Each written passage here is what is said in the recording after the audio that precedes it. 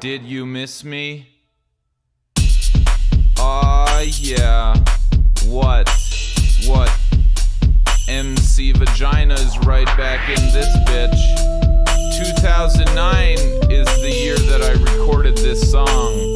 Still not loving police. Still got love for the vaginal crease. Player haters beware, because guns don't kill people. I kill people with guns. How? Guns don't kill people.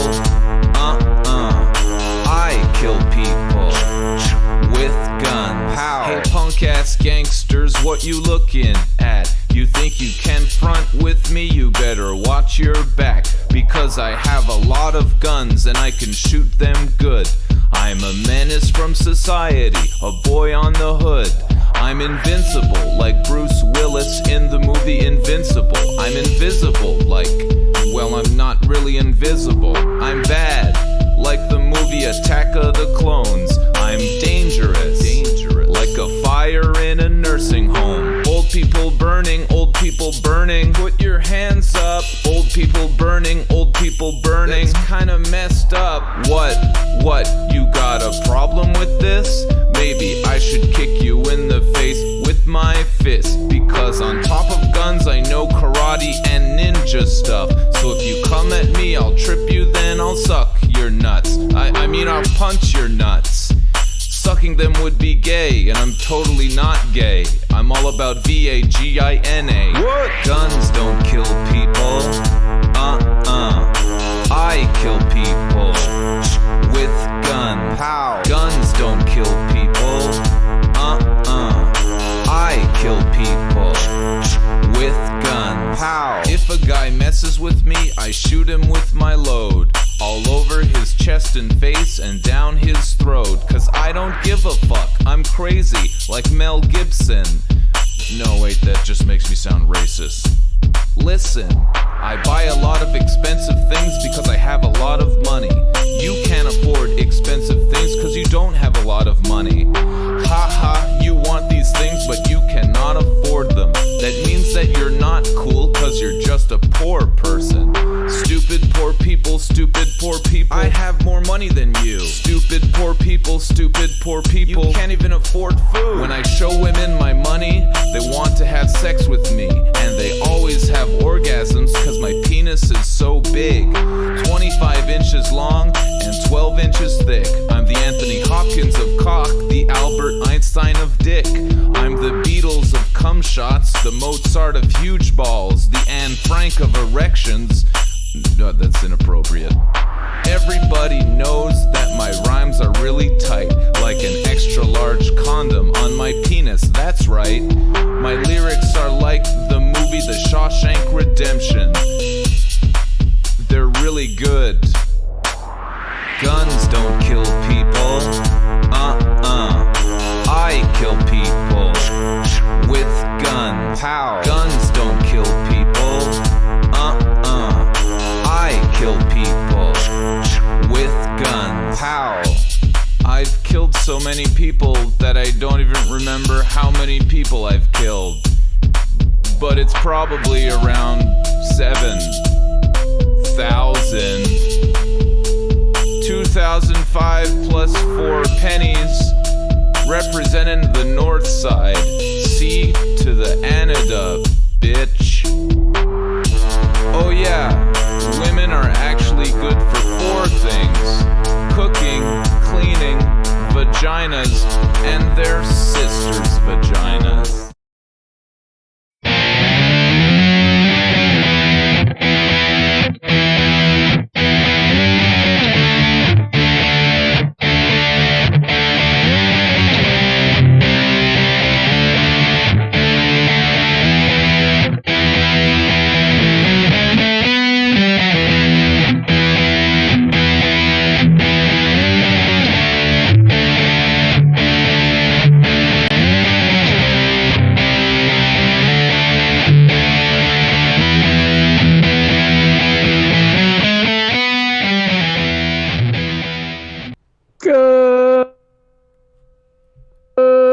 morning, good afternoon, or good evening, and welcome to the Vanguard.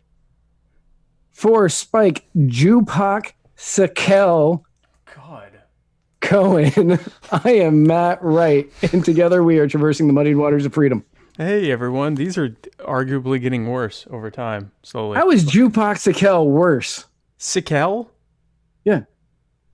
That's Yiddish for intelligent. Wow. Yeah. Oh, wow. Better? Then it's better. Okay, it's better. Hey everyone, how are you doing? Yeah. I looked up Yiddish for some of these. You know what? Then I take it back. I actually now feel bad that I'm not as good with Yiddish as I thought I was. Sakel for intelligent. Yeah.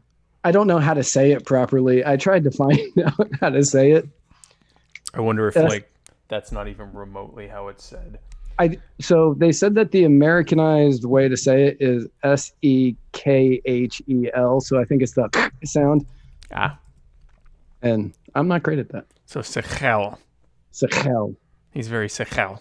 That probably is. That is probably the case. Hey everyone. By the way, if you're wondering why in the hell we picked that song, it's because if you're a member of our group, Muddied Waters, you get to help choose the next song for each week. And Emily Hurtley, our friend and fan and follower, Emily Hurtley, shared that song. And it was the most fitting. And if you're a member of our group, you'll get special access to a website where you can leave us messages and we will answer your questions on the show. Mm-hmm. We'll do that too. And we'll share memes in there that are so bad that we won't share them on the public page because we don't want to be arrested. Yes. But we do want... kicked off Facebook. Or kicked off Facebook. Really, either of those things. We don't want either of those. So we put them in that group in the vain hope that we're safe in there. So feel free to join. Do we have a custom link or is it groups / a bunch of numbers? Yeah, probably. I don't know. If you search for Muddied Waters on in your little Facebook search bar, it'll come up. Dan Faust, it is not too late. It is not too late. You can call in now. We aren't going to get there for like an hour. Oh yeah. If you go to that link that our group members have access to, then you can leave your own message and we will answer all of them. Right. Unless there's just like several hours or something like that. We can't do that. But we will answer a whole bunch of them. We'll answer almost all of them. And if we start getting enough of them and money to have a show where we just answer those and money, we'll start doing that too. We'll just let you guys do all of our prep for us and we'll just answer questions. We would love nothing more than to just show up, answer your questions and your money and respond accordingly. So this episode, first and foremost, allow me to thank Justin, who is braving the Corona fuffle day in and day out, working tirelessly to make sure that I get my Kava to drink on this episode. And I would like to thank Le Bleu, who is braving also the Corona fuffle and is bringing deliveries of boxes of water to America. Ultra pure water. It tastes ultra pure too. Bluvanaka. Bluvanaka. Oh, that's really good water. And again, this is one of those turtle slamming bottles, right? So if you're sick of these damn turtles and frogs, and because I've got my backup here, and it's the more flimsy type of bottle that, like that, but this you can really smack something with, right? So it actually, in these times when the raids are going to start, it's potentially a weapon. But you have to keep it full of water, so you can't drink it. Matt Hicks, that's you spelled it wrong. It's with a K. Kava comes from the root of the intoxicating pepper plant, which can be found, and that's Kava for anybody. He asked, "What the hell is Kava?" It comes from the root of the intoxicating pepper plant. It is the root of a plant, obviously. You can find it in South Pacific islands like Fiji, Vanuatu, the Solomon Islands, Hawaii, areas like that. You crush up the root, you turn it into a very fine powder, you strain it through water, and you get mud. And you drink it, and it tastes terrible, and you wonder why anybody does it. But the longer you drink it, you start to feel some sort of relaxing effects, and it's completely and totally worth it. Matt, don't forget, Matt Hicks, both of you, both of my Matts, do not forget tomorrow night, the Matt-tacular on my show. My fellow Totally Americans. didn't forget that. Totally didn't. I can tell. I can tell you my... didn't forget that, and I can also tell that Matt didn't forget either. Matt Hicks. Yeah. Matt-tacular tomorrow, 8 p.m., my fellow Americans, Matt-tacular. Yes. Matt-tacular. So guys, big news. Tomorrow night, my fellow Americans, I'm having both of the Matts in my life together on the Matt-tacular. This is massively busy week for me because I've got this show today, I've got the Matt-tacular tomorrow, and then I've got Dan Vermin on a very special episode of the Writer's Block on Friday. Oh, wow. And you're simultaneously on his show while Right. doing your show. Right. It's a simulcast. Yeah, we're simulcasting shows on Friday. Big week for Matt Wright. So this episode, of course, is brought to you by the Libertarian Party Dad Bod Calendar, featuring barely clothed, sexy libertarian men that encourage you to stay away from others, socially distancing. LibertarianPartyDadBod.com, $12 shipped. If you put a little extra in there, you might get one signed by yours truly, Spike Cohen. This episode is also brought to you by the Libertarian Party Waffle House Caucus. That has buttons. Buy my buttons. Get in touch with me to see how you can give me money for buttons. They're really nice buttons. You're going to wear them at the Coronavention, which is still scheduled to happen May 21st through 25th in Austin, Texas, where the Libertarian Party encourages 2,500 of us to come together very closely in a convention center in May during a pandemic. Still scheduled, still not rescheduled or turned into a Zoom meeting. We are still definitely planning in about a month to get together, 2,500 of us, and get all close to each other in Austin, Texas, where I believe that will be illegal for us to do. So we should probably bring our guns when we go to the Coronavention, just in case they try to break up the largest gathering in the United States at that point. Definitely happening. And then this episode, of course, is also brought to you by Henry McMaster, the governor of my state, who is a bitch. He's a bitch. Let me show you what this bitch sent me. Let me show you what this bitch sent me. Where is it? Where the hell is it? Look at this. Look, this is what he sent. This is what he sent me. He said, "Go home. Stay home. Travel only for work and essentials. Spreading virus spreading in all SC counties." Now, at the same time that he's telling us to everyone stay home and go home and stay home, he's also announced that everyone should go to church on Sunday for Easter Sunday.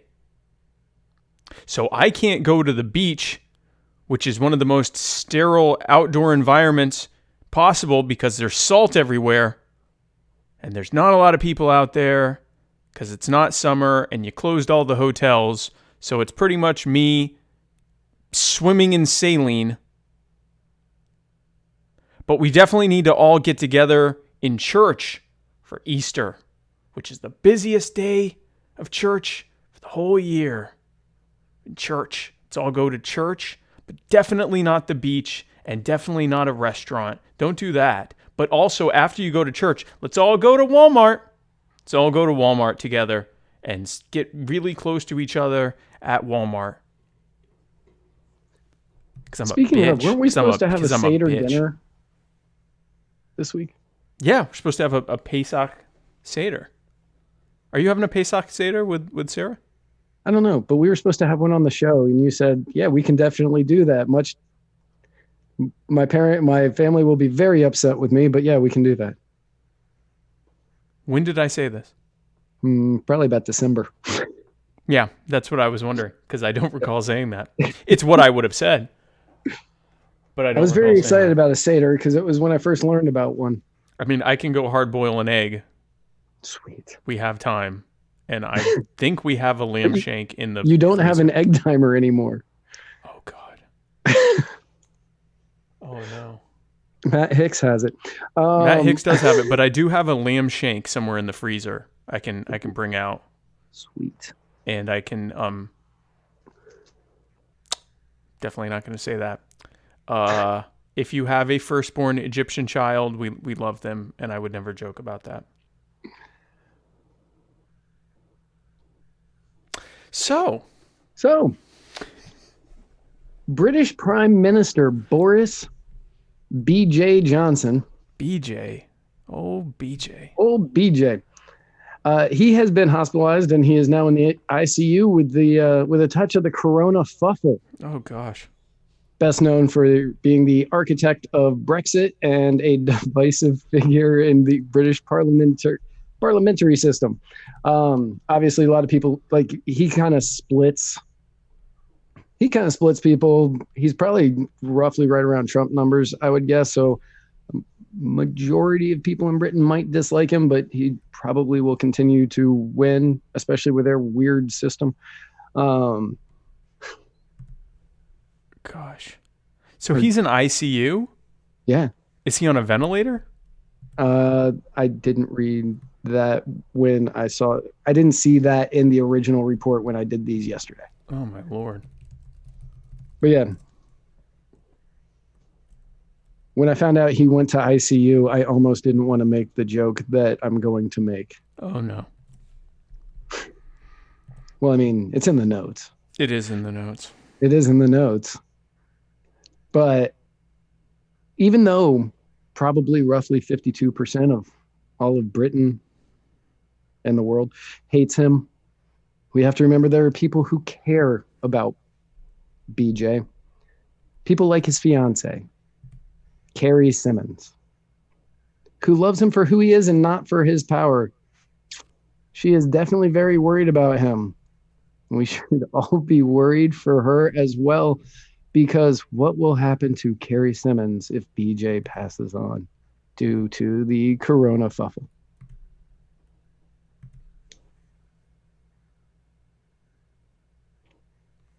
Thoughts and prayers. T's and P's. Yeah, T's and P's. So speaking of just not really a good way to talk about this in a humorous way, a lady named Wanda, who got really sick and lost her husband after they decided to drink fish cleaner. They drank chloroquine phosphate because Donald Trump told her to, which isn't really what happened, but we'll just say that. Right. He died. The husband died from drinking the same thing. Turns out that they were heralded as Trump supporters as a way to dunk on Trump for saying that hydroxychloroquine, which is decidedly not chloroquine phosphate, is potentially a good drug for the treatment of COVID. And so they saw that on the news and said, I saw something that said, I think, chloroquine before. Let's just put it in our water and drink it. I don't feel good. And so that happened. And so they tried to put it on Trump, and that, his supporters are all drinking fish cleaner, which was just those two, not surprisingly. And turns out that they're actually not Trump supporters. Well, one of them definitely isn't anymore, but the wife is not a Trump supporter. Is that correct, Matt? No, the wife the wife is definitely not a Trump supporter. Federal Election Commission records reviewed by the outlet that's the Washington Examiner for anybody who was curious, revealed numerous other recipients of Wanda's cash, including Hillary Clinton, the Democratic Campaign Committee, and the pro-choice Emily's List. She's got a long history of donating to Democratic campaigns and Democratic organizations. And even on her Facebook, which is now deleted after it was discovered that she hated Trump, she has posts where she was saying nobody should listen to Trump. He's insane. He's a psycho. But then he mentioned a drug, and she said, "Let's go drink the fish tank cleaner that has that same word on it." And now Wanda, last name redacted, and that's not by our choice. Literally, that's just, you can't find it. I have not been able to find it in my hours upon hours of research. She has been arrested multiple times for domestic abuse against her husband. She's filed for divorce. As recently as 2012, they've always kind of worked it out. She has gotten domestic abuse in the past. He's dead. She's not.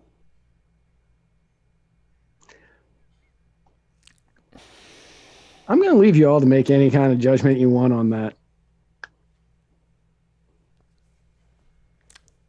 Just, you can decide what you want from the information that we have here.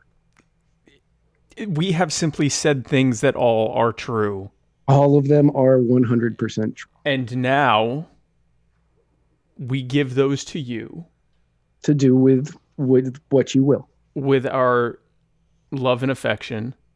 And you receive it and go out into the world armed and edified with that knowledge. So she may have an alias, and it may be Carol Baskin. Yes, that is a possibility.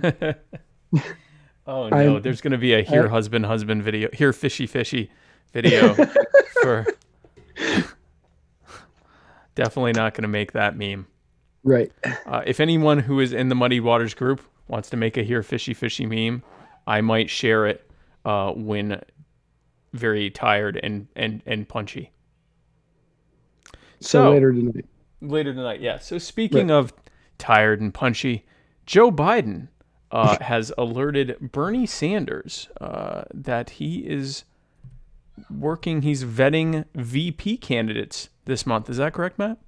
Yes, he is. He is going to be, I believe that he said he's going to be doing it in the second week of this month. So coming up here, probably next week is my guess.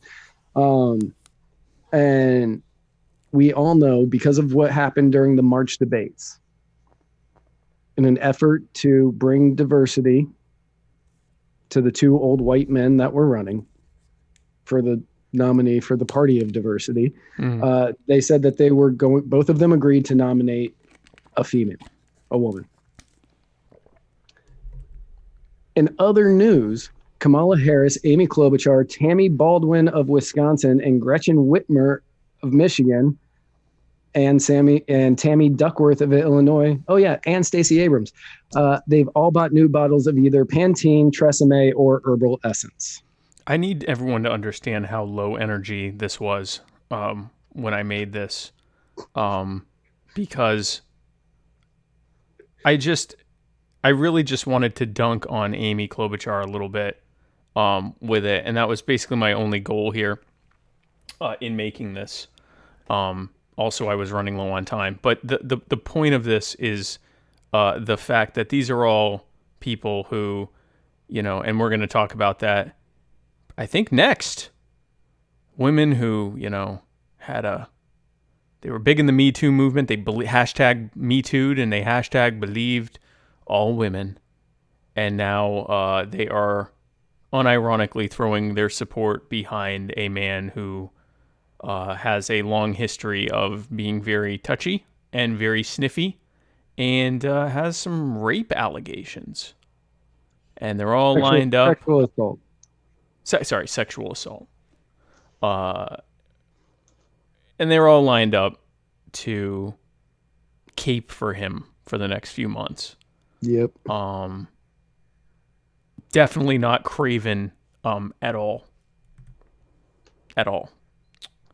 So in somewhat related news, Alyssa Milano, who famously tweeted, "I stand in solidarity with Christine Blasey Ford, hashtag Me Too," has now come out in support of rapey Joe Biden, allegedly rapey, sexual assaulty Joe Biden. You can still say touchy Joe. He's definitely touchy. We say old Uncle Touchy, pictured here, showing Bernie where he sneezes into. And because that's definitely a good way to keep from spreading it. They tell you to sneeze into your elbow and then to touch others where they've sneezed into their elbow to create resistance. Anyway, so she has come out in support of Joe Biden even after the Tara Reade allegations, which surfaced last week. For those of us who didn't watch last week, for those of you, I was there. Yeah, why didn't you? Shame on you. I'm not sure why you didn't. It's not like you had anything to do. We're all just sitting at home. But for those of you who didn't watch us last week, Tara Reade has alleged that Biden digitally penetrated her against her consent while she was a Senate staffer. And we don't know if it happened or if it didn't happen, and we can't say for certain. What we can say is that everyone around her does confirm that she told them this happened back when she alleges it happened. So immediately after it happened, she went around, or after it allegedly happened, may or may not have happened, she went around and told everyone that it happened. And she didn't go public because literally everyone around her told her to shut up about it because Joe Biden was a beloved figure and they were just really crappy people around her who have admitted that they were crappy people to her because she came to them saying she was sexually assaulted and they said, shut up, he's famous. Her brother being one of the people who said, yes, she did say this to me and my mother. Both of us told her not to do anything about it. Right. And both of us should have been better advocates for my sister. If I remember the quote correctly from last week, don't quote me that that's exactly the words he used. No, but it was pretty close. It was like he actually said, like, oh, by the way, this episode is brought to you. All episodes are brought to you. Everything that's on Muddied Waters Media is brought to you by personal injury attorney Chris Reynolds, attorney at law, chrisreynoldslaw.com. Yes. Just want to put that out there. Oh, yeah, we're Chris Reynolds did out in this place. Very much. Very much Chris Reynolds did. So we don't know that it happened or that it didn't happen, but this is a woman that has, I mean, the fact that she went and told a bunch of people that makes it sound a lot more. I think she told a minimum of 4 people that this happened, including like her closest loved ones. Right. And which is what one would do in a situation like that, and has consistently said that this happens. Anyway, we don't know if it happened. We don't know if it didn't happen. Certainly sounds at least plausible. And if you're in the hashtag believe all women, hashtag me too, I would say this would probably be a good one to hashtag believe. But anyway, But as we discussed last week, the Me Too movement, hashtag Me Too, is now a nonprofit, and they can't back her because it's against Joe Biden. Which violates election laws. Right. Yeah. Violate, and they're afraid of losing their 501c3 if they do back her. Now, had this been going the other way, and again, going to make it very clear, we are not fans of President Trump, and we do not condone rape. Just going to throw it out there. And we're not fans of Justice Kavanaugh. No, we are not.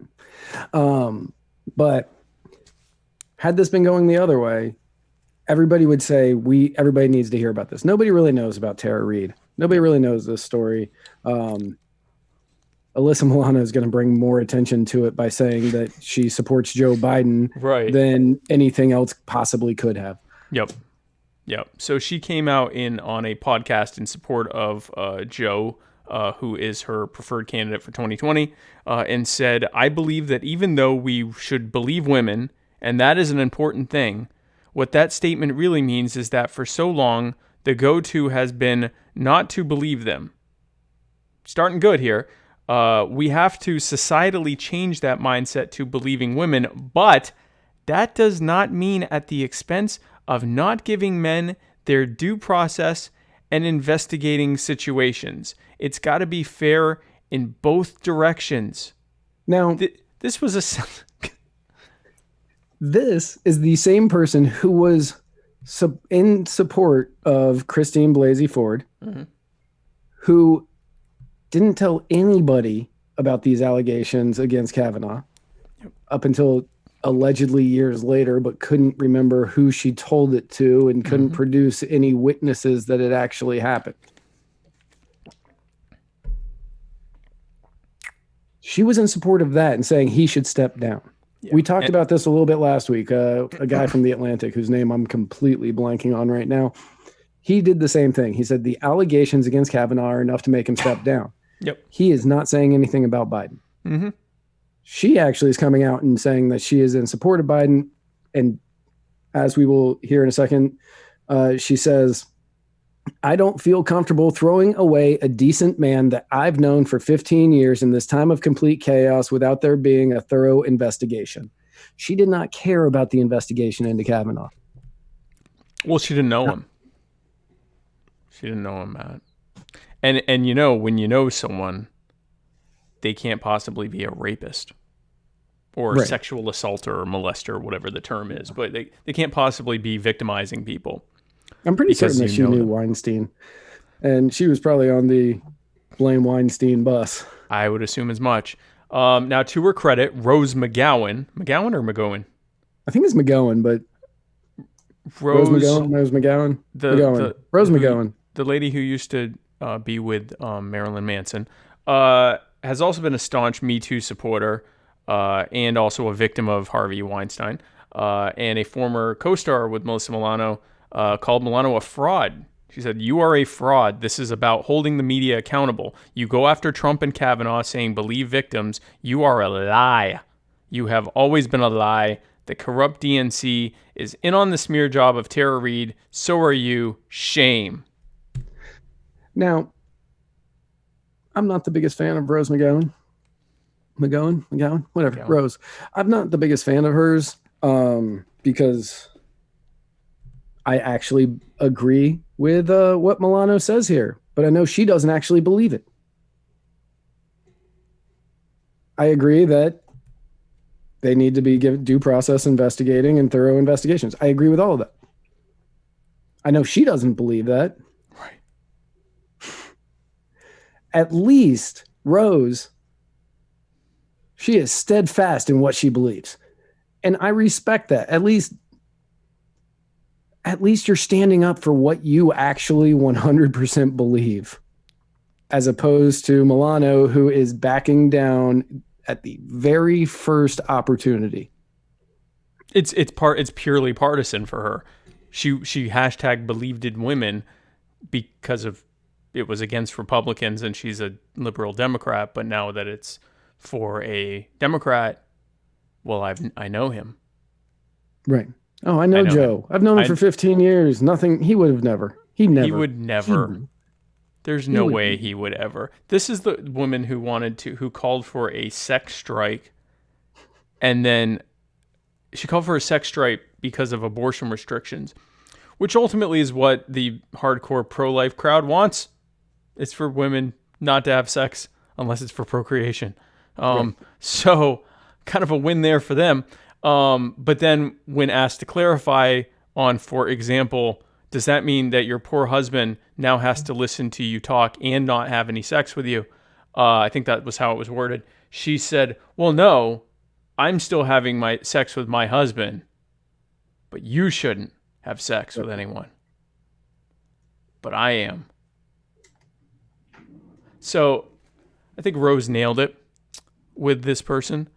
And you know, the fraudulent nature of who she is as a person.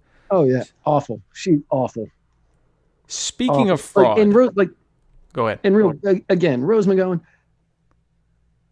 I dug her in Scream. I never watched Charmed, so I don't really know. She was in this movie, The Doom Generation, and that was a weird movie. But outside of those three things, I can't name much that she's ever done. And I've never liked her at all. As a person, I've never liked her. Is Charmed the one with the witches? Yes. Yeah. That's what I know. Rose McGowan took over. I've never seen it. I'm going to preface this with, I've never seen an episode of the show. And for some reason, I know that Shannon Doherty and Elizabeth Milano and somebody else were on the show. Shannon Doherty left because that's what she does in TV. And then Rose McGowan came in and took over her spot. Never seen an episode. But she nailed it with this tweet. She did. She crushed it. I mean, stand up for your convictions, Alyssa. At the bare minimum. At the bare minimum, if this is what you believe, if you believe that strong allegations should be enough to essentially derail someone's political career, which I disagree, but if that's what you think, you have every right to think that, then apply it across the board, especially when this is one that has a little bit of weight behind it because there are actually people she told. Doesn't mean it happened. She may have been lying then, but she did tell people, which gives it a lot more weight than someone saying, yep, I told absolutely no one. Oh, no, I did tell someone. Couldn't tell you who, but I definitely told someone. Oh, I think it was this person. No, it was this person, and then they came out and said, yeah, no, she never told me that. Oh, wasn't him? Oh, must have been the other one. I don't know. Yeah, well, you know. It was but he definitely did it. Years ago.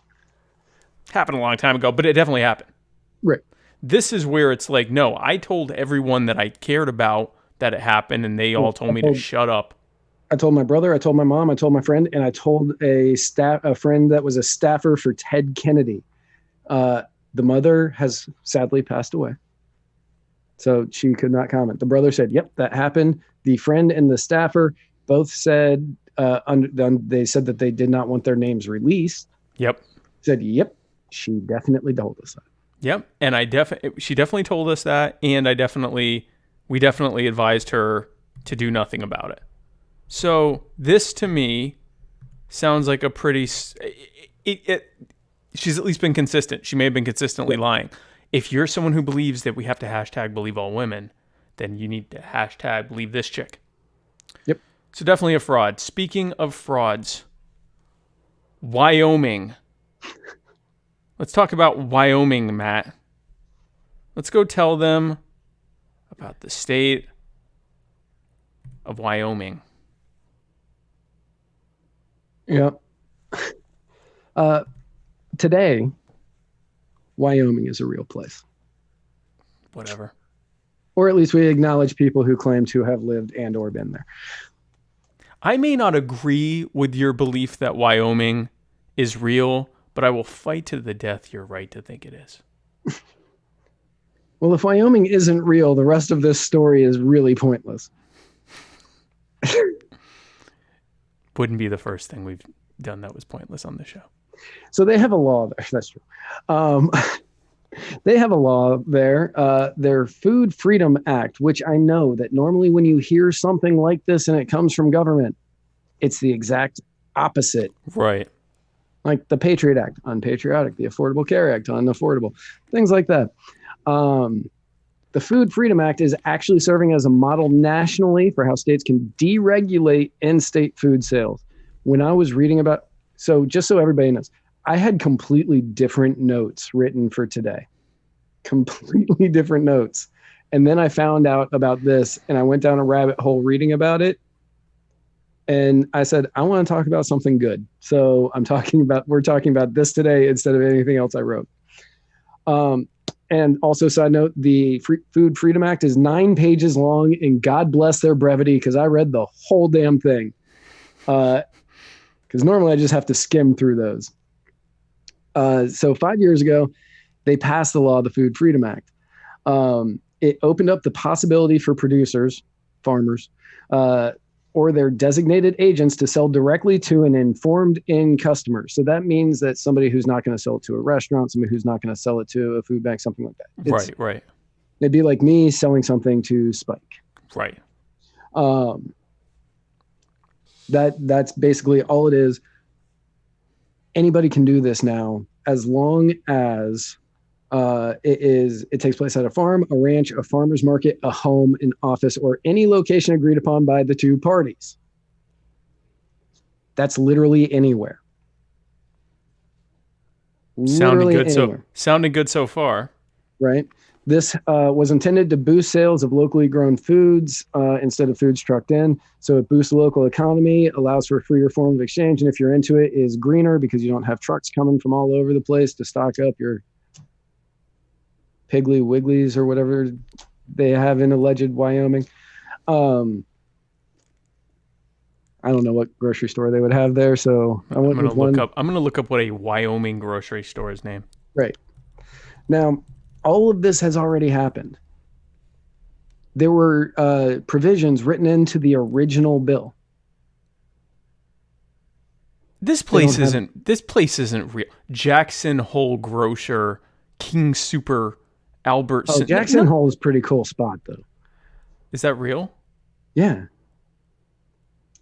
I've had friends that work there, and they send pictures, and that place looks awesome. This is all a sham.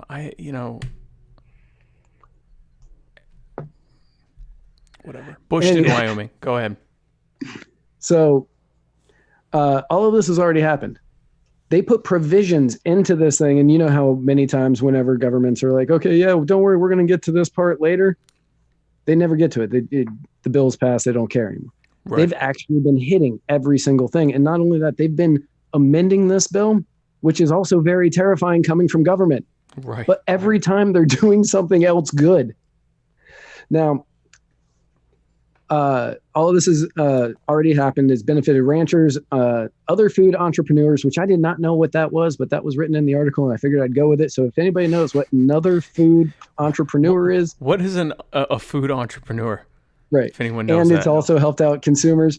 And this entire program has so far kicked off without a single case of foodborne illness tied to any food sold under the law.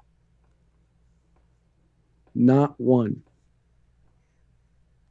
Now, an amendment was added last month to allow low-risk foods like homemade jams to be sold in grocery stores, and sold and consumed in restaurants. So now if farmers make jams or other food entrepreneurs make jams or things along those in that ballpark, they can sell them to restaurants and they can sell them to stores and they can be sold, and you don't have to go through all of the extra hassle of buying from some distributor who selling it to a distributor who then sells it to these places.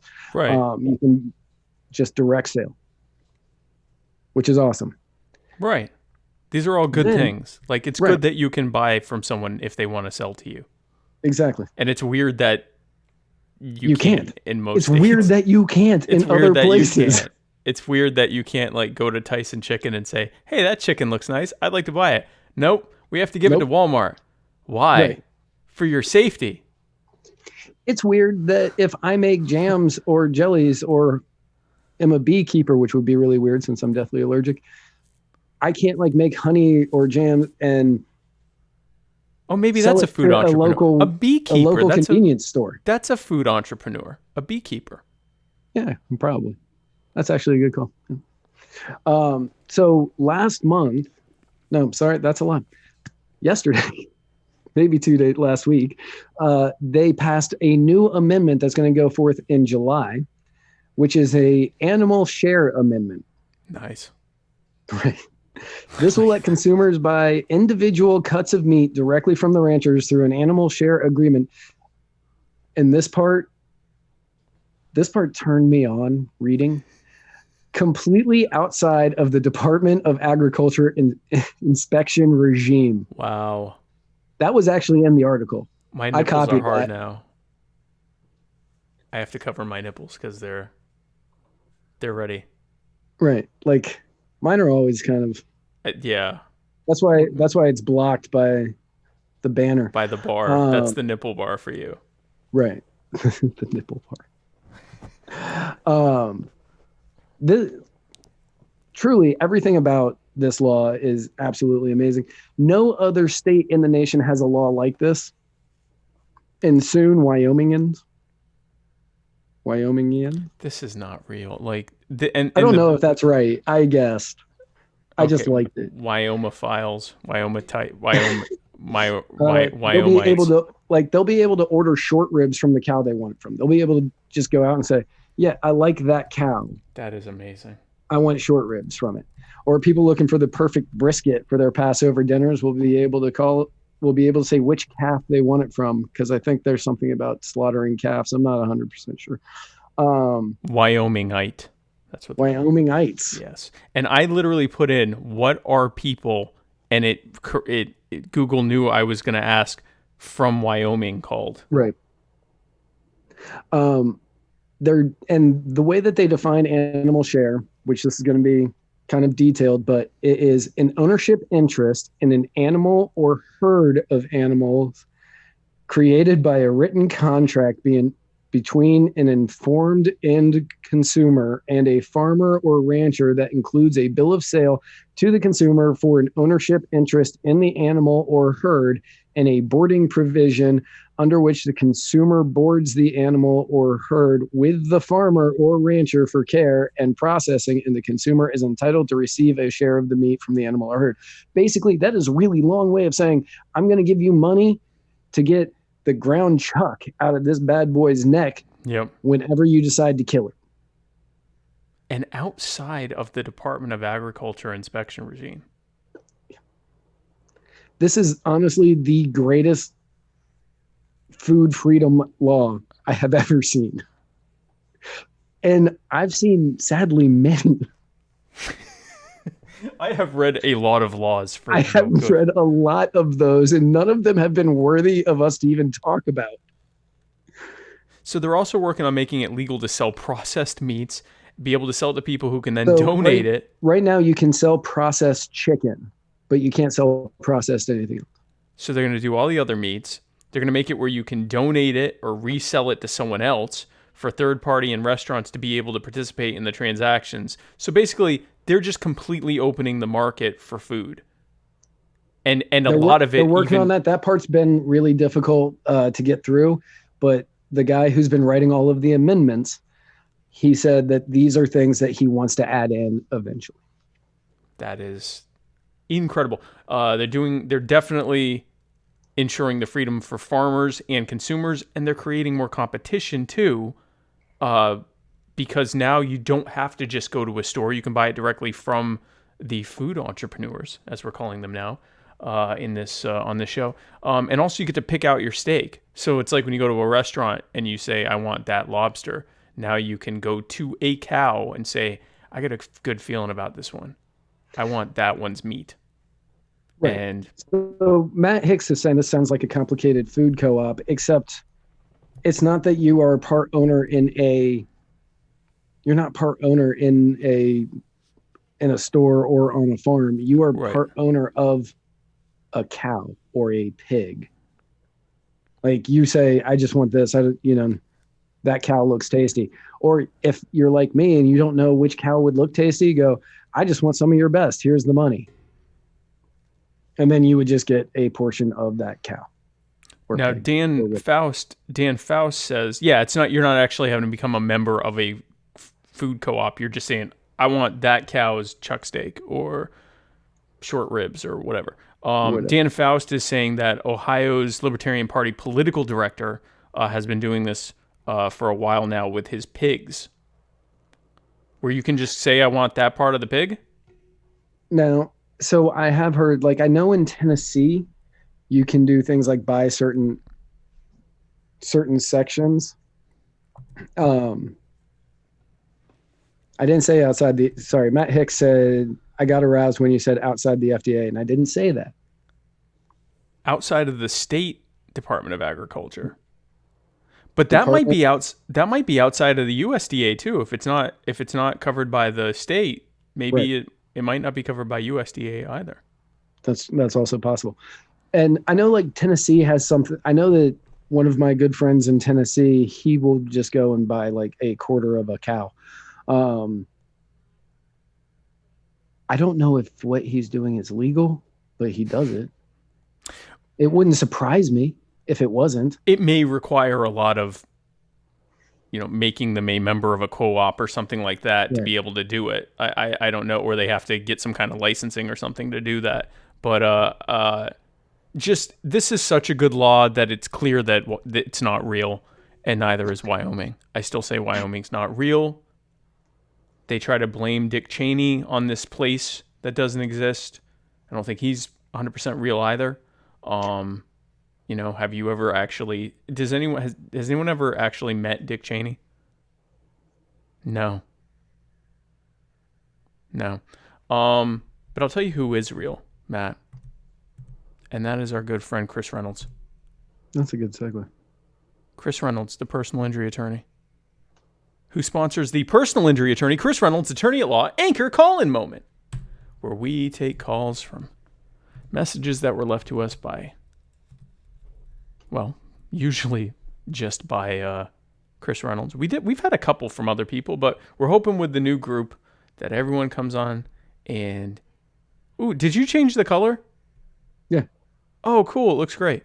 I tried to match the outside as opposed to the inside that it automatically matched. Yeah. No, I like it. So, all right. Oh, we have a non-Chris Reynolds here too. So we've got some questions. Oh, we got Dan Faust. Thank you. Dan Faust with Team Supreme. He was also on a call with me and Vermin with the university with Emerson College yesterday. Was that yesterday? Yeah, yesterday. So we're starting with, we've got quite a few calls. So we're starting with one from Chris right now. Personal injury attorney Chris Reynolds here with your sports segment. As everyone knows, pretty much all professional sports have been suspended for the time being. Some before they even started, like baseball, some in the middle of their seasons, like basketball, the NBA, and some that were almost to the end but didn't quite finish, like most world soccer leagues. And I would love to know what Spike would prefer of the options on what to do. For example, the Premier League, they have the option of just waiting till they can play again and finishing out the season. Two, whatever place everyone was in when the suspension of the league happened, that's going to be their final standings. Or three, do they just void the season, not declare a winner, and act like it basically didn't happen and start fresh the next time that they're able to play? Thanks. Yeah, I mean, I guess it would depend on how far into the season they are. There was only about 10 games left. Out of 80 or so. Oh, okay. I mean, I guess you could do here's our current standings and we didn't have a final championship or whatever, but it kind of sucks. So for anybody out there who's not a football fan, we're going to preface this with... Wait. So if we don't... Neither am I. If we're not calling it soccer, we not only have to call it football, but we have to use its Spanish spelling. Yeah, football. Spanish pronunciation. So... Not just football. What I have learned about European football is that so they have like 4 billion different leagues and all of the teams play in them. So you got the Premier League, the Champions League, the UEFA leagues, and then you go into the world stuff. It's weird. Like there's soccer going on. So the Premier League is all of Europe. And if you end up in the bottom 8, you get relegated down to the lower level. And then the people who are in the top 8 get to come up, I think. I'm certain that if Chris Reynolds is still in the comments, he will tell me how wrong I am or how correct I am with all of this. They don't have a championship game.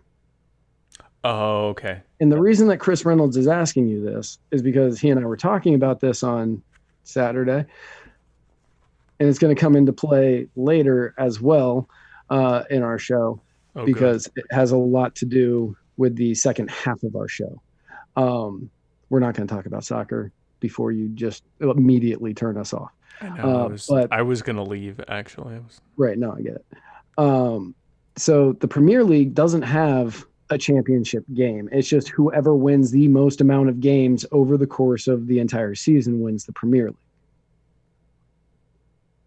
Oh, okay. So then you could just say, okay, this is the standing and go for it from Right. Then that And might be the best way to do it. If they're already 7/8 of the way through the season, then right. And Liverpool, which is the team that is my preferred soccer team, they were so far ahead at the time that they called the season. I think they needed to win one more game, and they won out of the 10 or 11 games that were left. So okay. the reason Chris is asking is going to come into play later. He also wanted to see what you would say, since I'm a Liverpool guy, and he wanted to see if you would disagree with me, where I said, no, they should just give it to Liverpool. Oh, Because Liverpool hasn't won it since the 90s. I equally am fine with that, just to show how much I care about Right. football. I mean, football is a lot like communism. It's very popular in Europe, and very often no one wins. And you have to work really hard for it, and then still no one wins.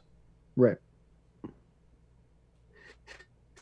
So next call Especially from this year. Personal injury attorney Chris Reynolds here with your AOC Millennial Minute.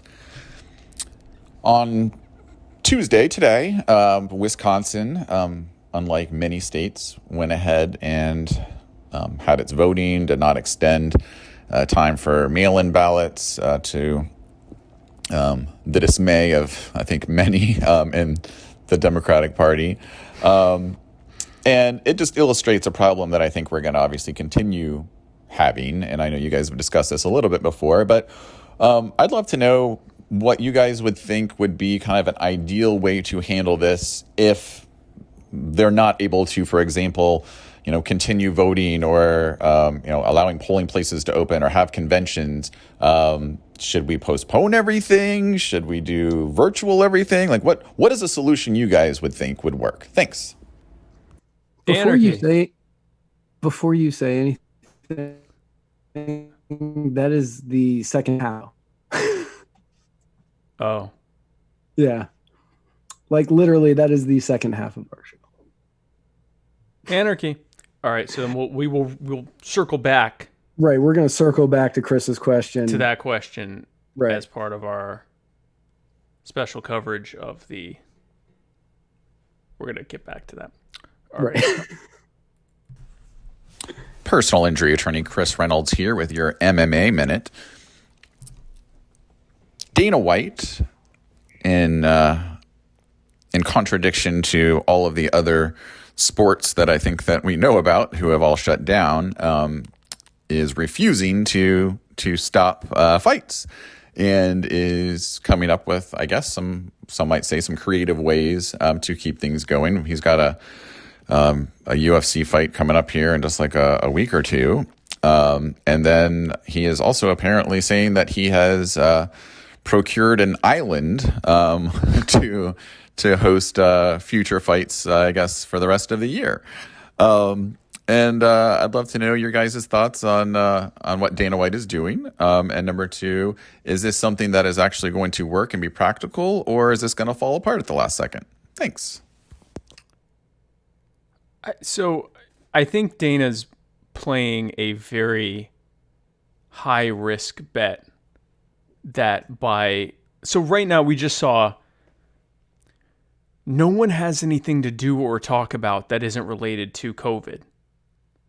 Because not only is that obviously the biggest news, but also everything's off. Everything's been shut down. You can't really go anywhere. In some states, you can't even go anywhere. I mean, our bitch governor said you can't go home and stay home. Unless it's to church on Sunday. Easter Sunday. But, so everyone's having to, stay home. Everyone's doesn't have anything to do. So we saw how popular Tiger King was, where everyone talked about Tiger King, which it probably would have been popular regardless. That would have been popular in any situation. But it became the only non-COVID thing any of us talked about Because there was nothing else to talk about. And I think that Dana's making a bet that he can turn, UFC into the thing everyone's talking about and get way more attention because there's no other stuff going on.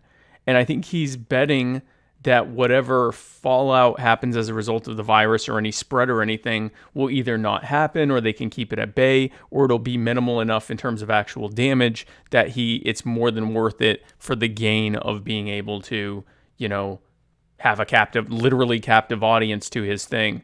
I think it's hilarious that he's found an island.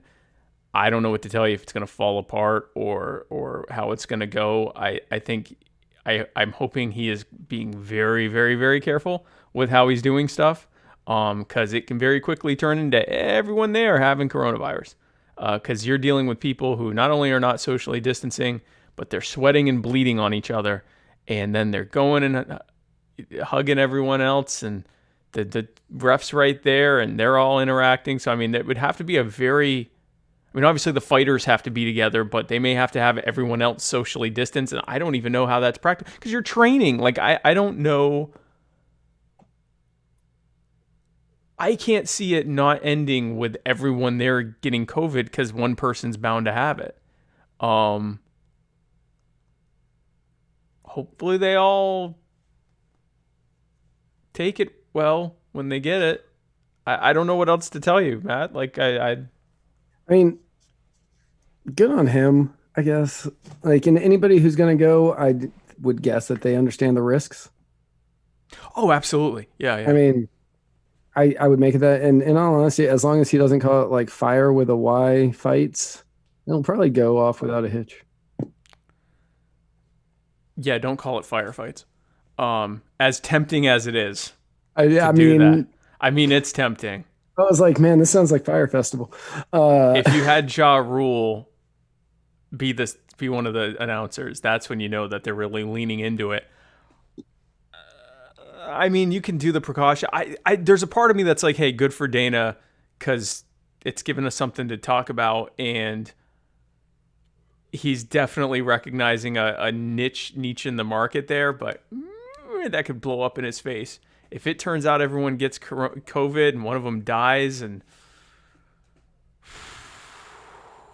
I mean, that's what he's going to be. Dana's actually a pretty smart businessman, though. I believe he would make them sign releases, which could legally protect him in a lawsuit. But think of the public opinion.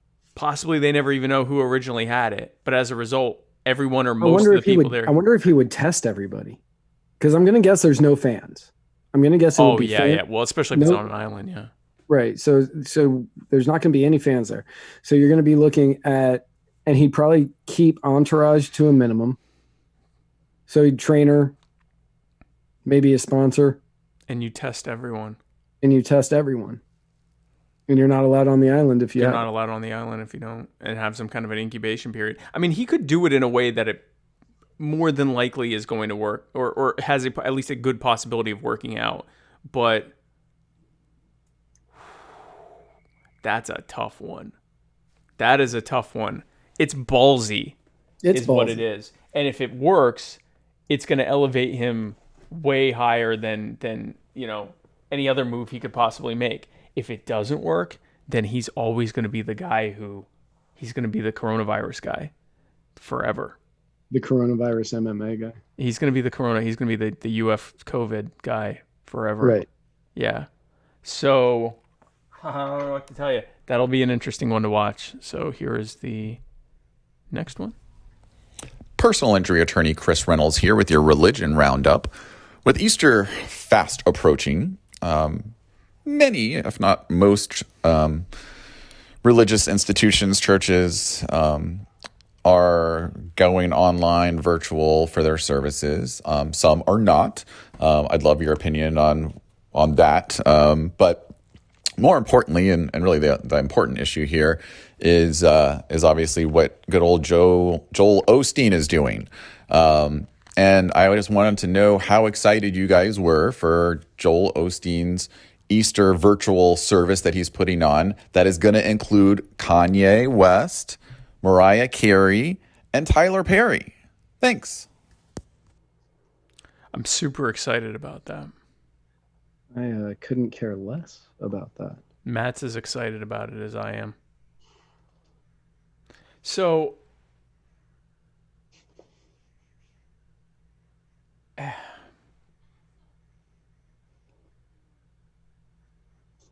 how far do I want to go into this? So, if you go to a building, Are you going to take 45 seconds or longer? yes. Okay. You're just going to leave? Okay. So, if you go into a building where you believe that what you do in that building can protect you and others, just by virtue of you being there and doing whatever the thing is that you're supposed to do in that building, I think that naturally some of your guard comes down from what you would do in any other situation. And so if you look at, for example, South Korea, where at one point there were 30 people in South Korea, 31 people in South Korea that they knew of that had COVID. 30 of them were contained. They felt bad. They had been to China. They went and got tested. Turns out they had it. They got treated and contained. There was a 31st who said, "Oh, I don't feel good. I'm going to go to church potlucks."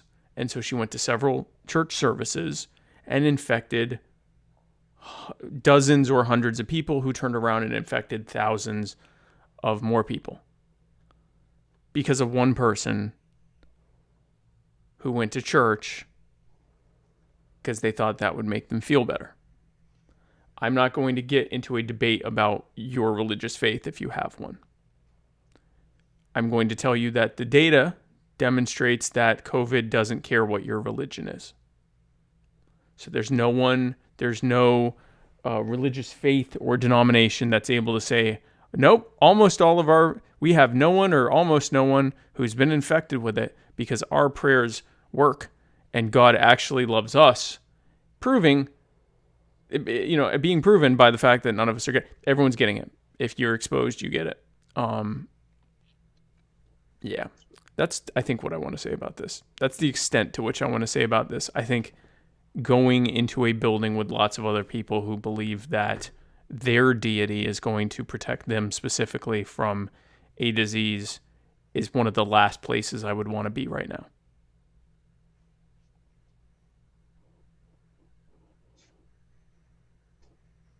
Especially on the busiest day to be there, which is Easter.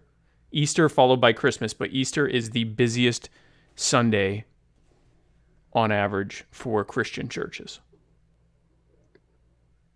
But this happened. No more.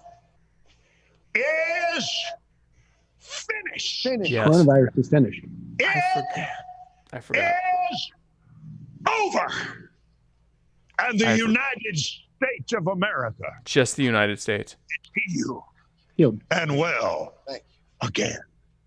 That's really good news. Yeah, Kenneth Copeland, guys. I keep forgetting to pull up that video because we need to have that often to let people know that Kenneth Copeland canceled COVID-19 in America. He canceled coronavirus in the U.S. Just in the U.S. It's over. Everyone's fine. And the sickness has ended. Rona. He canceled it. He canceled the Rona. And he canceled it. So we're fine. So actually you can do whatever you want. Right. And then we have one more. Chris Reynolds says, but Kanye and Mariah. One, I haven't liked Mariah ever. I didn't say religion is stupid, Chris. Thank you. And Kanye, well, I don't listen to rap and hip hop, so I can't name a Kanye song, and I'm actually proud of that. I like Kanye. He went into a thing, but some of those songs were still kind of good. Mariah. Wait, I think he has a song like that goes scoopity boop. Poopity scoopity, scoopity scoopity poopity. Yeah, that was like a mixtape thing he put out. I'm not sure if that song has an actual name, but yeah. He's the scoopity poopity guy. Right. That's before he became the King Jesus guy. So we have one more from Chris and then one from Dan Faust. So here's the one from Chris. Personal injury attorney Chris Reynolds here with yet another AOC Millennial Minute. As many have predicted for a while and are kind of now saying is kind of his last stand, if Bernie, I guess, doesn't win Wisconsin, pretty much everyone, I guess, other than the Bernie bros, are saying that there's pretty much a 0% chance that he could procure the nomination. And so thinking of that, if we're looking at Biden being the nominee, and I know you guys have discussed this a little bit, but as things have shaped up a little bit more, who do you guys think would be the best vice presidential candidate for Biden? Thanks. Bernie's still going to win this. He's going to win Wisconsin, and then he's going to he's going to win this. He's going to get all of these. He's going to win all these races, and Bernie's going to win it. First, I just want to say that somebody went to anchor.fm/Muddied Waters, and they are now a supporter. Oh, wow. Yeah. They are now a supporter of our show. I don't know how to make that where you can see it. Yep, we got a supporter. Thank you for becoming a supporter. Supporter? That's right. Of Anchor FM. And you too. Trust me, I'm going to earn all of that later. Yeah.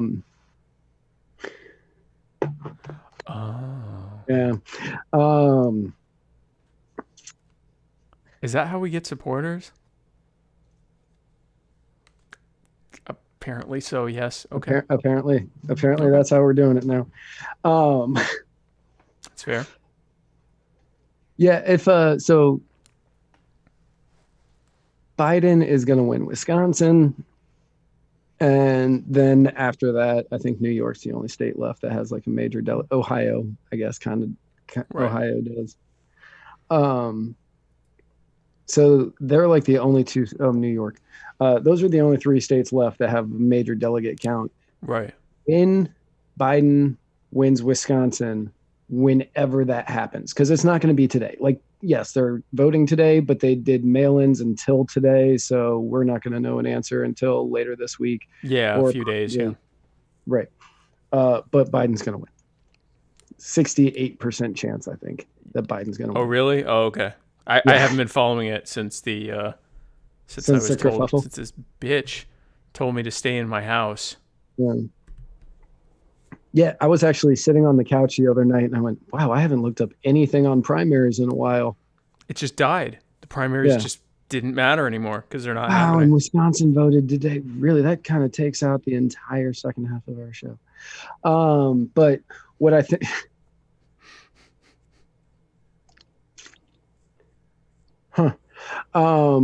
You know what? I'm going to answer the rest of this after we take Dan Faust, because really this is the second half of our show that may have just gotten wiped out because Wisconsin did that. Wisconsin strikes again. See, that's what real states do. Wyoming. They've ruined the second half of our show. They ruined the second half of our show. Half. Yeah. Oh, yeah, Wyoming, I guess. Well, they didn't ruin it. They just gave us something nice to talk about, as many fantasy objects do. So here is a message from Dan Faust. Good evening, Matt and Spike. This is Dan Faust with a question for this week's episode. Given that in most states, the government has decided that cutting hair is a violation of social distancing due to the coronavirus, what is your solution for keeping your hair in fantastic condition? Should people organize voluntarist underground hair salons?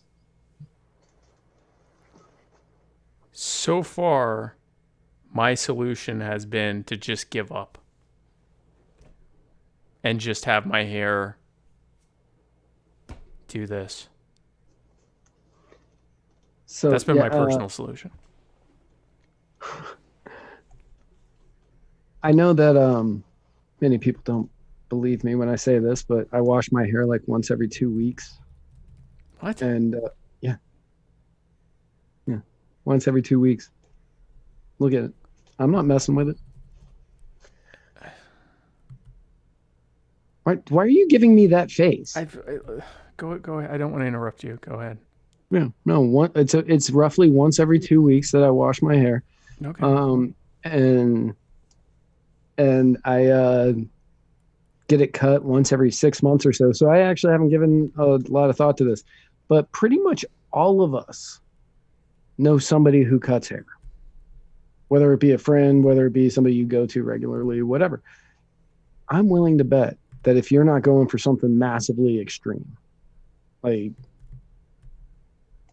highlights and lowlights and whatever, I don't know what other people do. Mine's basically a razor. You can probably get somebody to come over to get them to come over to your house. They need the money. You can probably get them to come over to your house. Yeah, so I mean, it's illegal, but you can definitely possibly do that. I'm just. So what do you do in between the 2 weeks? I mean, I shower like every day, right? And I get it wet, but I don't shampoo or condition. I do that once every 2 weeks. And it's better for your hair. But it's better for your hair because it allows the natural oils that are in your hair to build up, which are just better for your hair and your scalp. Okay. And has my hair ever looked greasy? No, which is why I don't get it. Right. Yeah. I washed my hair last Monday. Okay, well, I'm not even... Dan Faust, yeah, that's a good point. You can do that too. Like, if you don't care what you look like, you can cut your own hair, you can shave your head, you can do any of those things. I can't do that. I'm actually waiting for my wife to become a barber. Mm. I mean, she's not taken even the first step towards that, but I'm banking on that, or I'm hoping that like I find a barber who already has gotten COVID and it now has the antibodies and is free to roam about the cabin, as it were. Here's what I'm upset about since we're talking about hair. Ryan Teeter makes me sick, disgusts me as a person.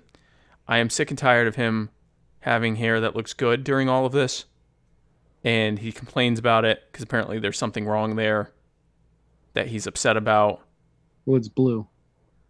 No, that part he likes. It's something he said that, it's getting too long on the side. And he sickens me. He disgusts me and makes me sick, and this is terrorism. I encourage everyone to find Ryan Teeter on Facebook and report his profile for inciting, I don't know, like violence against minorities. Because it just disgusts me. It makes me sick. I'm sick of it. Well, if you stop washing your hair and let it grow out, you would have the same hair. I wonder if Semitic hair can't. Oh, do you get all curly? When it gets long enough, it gets curly. But even then, only kind of a loose curl. I'm not sure I'd describe my hair as Semitic, actually. Do you get like a nice wave to it? It gets a little wavy. Huh. It gets a little wavy. Man, I can't believe you don't have your hair long, like nice slick with a wave in it. Okay. Well, I mean, I'm going to have enough hair to do it soon enough, so I may have to completely switch up my... Get a nice bouffant happening. Yeah, I might have to switch up my aesthetic here and go with the full Jufro. May have to do the Jufro, guys. Well, folks, thanks for all of your questions for the personal injury attorney, Chris Reynolds, attorney at law, anchor call-in moment. That was a lot of fun. And thank you for helping me remember how angry at Ryan I am. Right. So now on to the second ruined segment.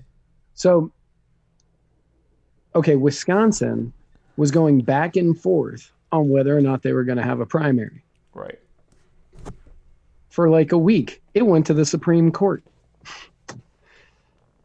And they were like, yes, we're going to have it. No, we're not going to have it. Yes, we're going to have it. No, we're not going to have it. And then last night, the governor signed, no, we're going to push it back to June 9th, I think is when it was.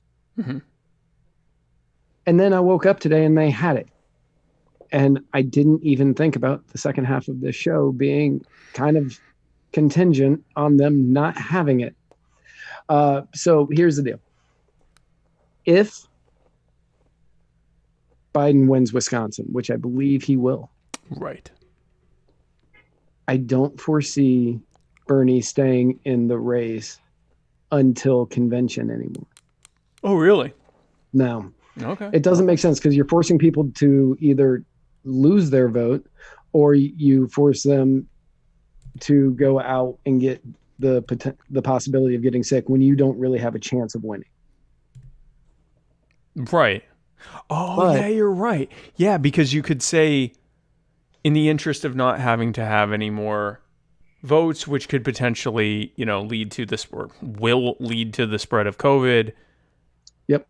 I concede to Joe Biden, who I suddenly think is the right person for this race, even though I've Right. been bad-mouthing So- him for years.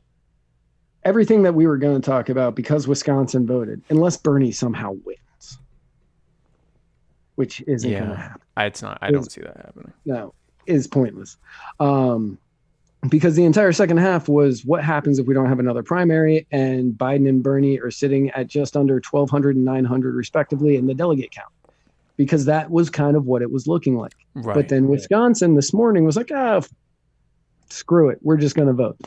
And the entire second half of the show is done because, in all honesty, I do believe that once Biden wins this, Ohio and New York are the only ones that are left. Right now, I think that Bernie needs to win 65% of every state that is left, including Wisconsin. Which in is order to get enough delegates to get to the 1991 necessary. At a time when all the non-Bernie bro Democrats are just saying, let's get behind our presumed nominee and go forward on this thing. Right. Now, here's what we can talk about. What if we keep talking about this first wave of COVID, that we can slow the curve by ending the lockdown. Okay. Or slow the curve by locking down and socially distancing and so forth. Okay. Then what? We're not going to have a vaccine until sometime next summer at the earliest. Maybe even end of next year or beginning of 2022. Meaning that we are still susceptible to COVID, and there's no way we're going to completely eradicate it. So as soon as they reopen things, it's just going to start spreading again. Unless you've had it. And if only 1-ish or less % of the population has it, it's going to just spread exponentially again, just in time for cold and flu season to kick off. So what happens if we end up not having an election in November, or can't do an in-person wait in line, because there's no effective way to make everyone stand 6 feet apart waiting to vote in an election. Like, it's just, even in a rural area, that would be difficult. And in the cities where they're lined up around several blocks to do it, there's just no way. There's no way that they could do that. And you've got everyone touching the same stuff. Like, it is a great way to spread a pathogen to keep it going. So does that mean we go to national mail-in? I know there was talk about that, but Donald Trump, in a rare moment of perfect honesty, said that he would never support such a thing because the Democrats would do very well if everyone had to vote. So not only that, but you can't. Why you can't do a national mail-in because all voting is done by the states. This would require some all of the states to some states don't have it, like they have it all mail-in ban. You can't do it. And the only way to change that is by a statewide vote. Oh. Which you can't do. So you can't go to a national mail-in. So they can't do it. Unless they say, nope, now the election's run by the federal government and this is how we're doing it. But that would then risk getting rid of the electoral college. Yeah. Right. So you can't do it.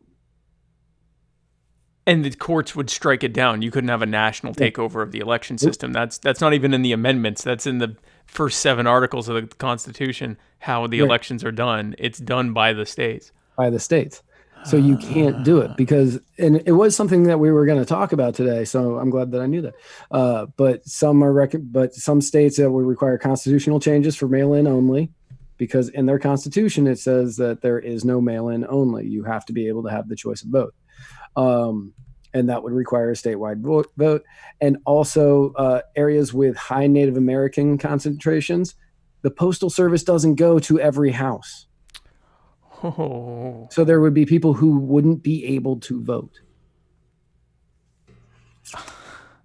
Especially in a time where you're told you can't leave your house. Right. So we might not have an election in November. Well, and the only way for us not to have an election in November is, I believe, for a supermajority in House Senate to pass it. And that's not going to happen. That's not going to happen. That's definitely not going to happen in the House. That's not going to happen. Right. That's not going to happen. So we're going to have a day that is mandated for everyone to get together during the beginning of cold and flu season and vote all close together after being told for months. And what is being billed as the most important election of our lifetimes, which is odd because this is the 1, 2, 3, 4. I think this is the 5th most important election of my lifetime. And more than that for me, but yeah, the most definitely. Of my adult life. 1, 2.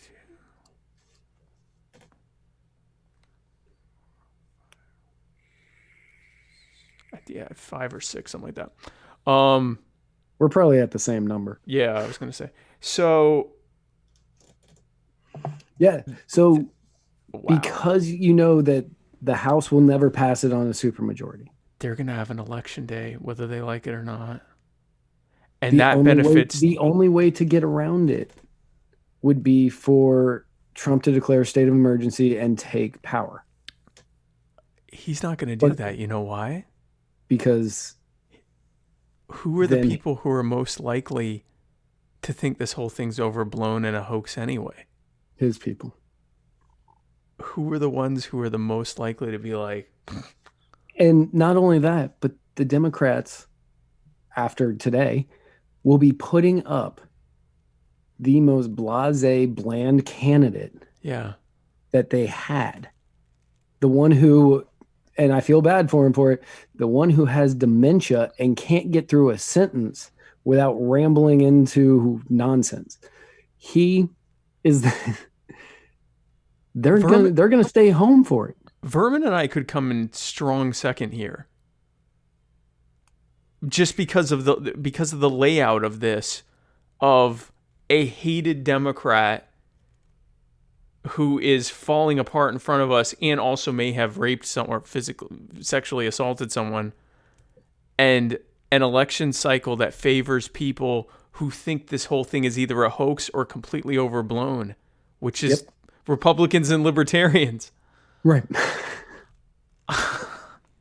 Yeah, so the election's not going to change. Wow. If there is another outbreak, a second coming of the outbreak. Which there will be. Probably.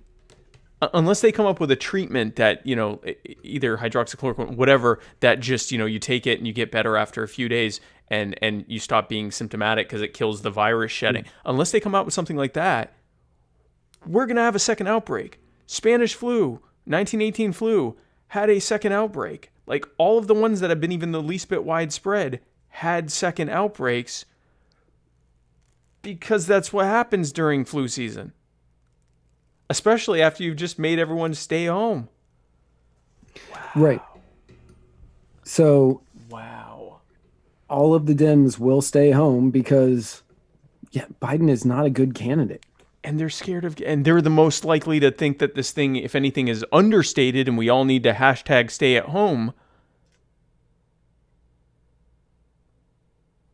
Think about the number of, For anybody who doesn't follow us on social media, you can follow us on Facebook at facebook.com/muddiedwatersmedia. You can follow us on YouTube at youtube.com/muddiedwatersmedia. You can follow us on Twitter at muddied_waters, on Instagram at muddiedwatersmedia, on Anchor at anchor.fm/muddiedwaters. And you can find this in every episode at muddiedwatersmedia.com. But think about all the people who follow us on Muddied Waters Media on Facebook.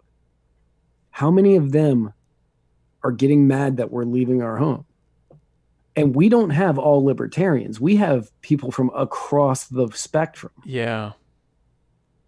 We have people who saw one meme and said, oh, those guys must be great. Those guys are funny. And yeah, because we make Right. fun of everyone. So we have people from everything from Bernie bros to mainstream Democrats, mainstream Republicans, constitutionalists, libertarians, anarchists, Right. couple of unironic fascists, like people that just, they liked a specific meme and they went, and they, liked it, and they won't leave us for some reason. Well, they don't know how to unlike us now. They don't know how to unlike this page, Siri.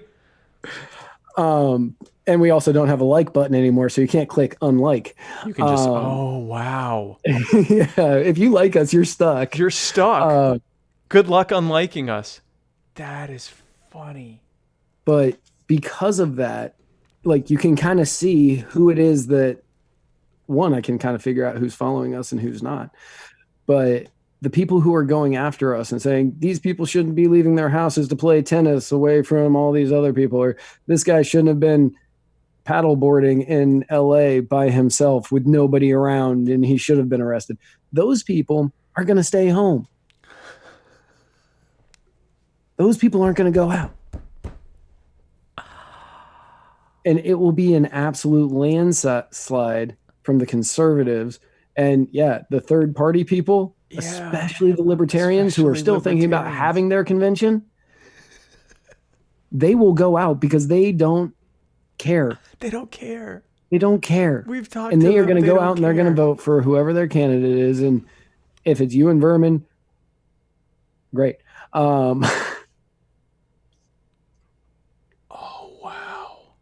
Because they don't care. They think it The doesn't matter only what you issue- show them. The only issue you're going to have is the early voting and the mail-in voting. Which is, I mean, it's not like any side has 100% of that. So No, you're not going to have 100% of it, but you are going to have enough that probably still not going to get second.